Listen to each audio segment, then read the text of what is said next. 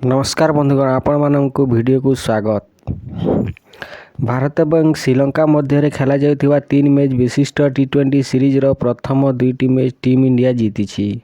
प्रथम दुईटी मैच जीति भारत एही सीरीज जीति पारिछि, किंतु वर्तमान विजय अभियान जारी रखिबाकू भारत नजर रखिबो। रविवार दिन भारतीय दल वर्षा प्रभावित द्वितीय मैच रे 7 विकेट जीतिथिला।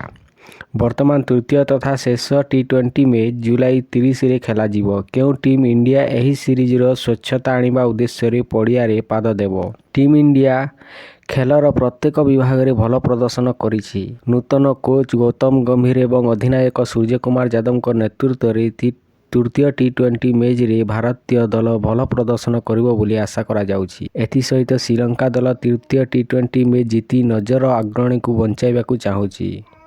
एभली परिस्थिति रे आपण जानती कि भारत बनाम श्रीलंका रो तृतीय तथा शेष टी20 मैच केबे और केउठारे एवं किपरि देखि पारिबे।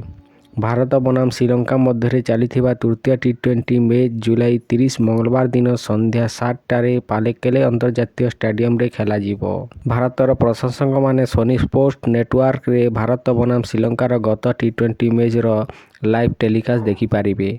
शेष टी20 मैच सोनी पोस्ट 10-3 हिंदी एचडी एवं एचडी, सोनी पोस्ट 10-4 हिंदी एवं तेलुगु एवं सोनी स्पोर्ट 10-5 एचडी एवं एचडी रे प्रशंसक पई खेला जीवो।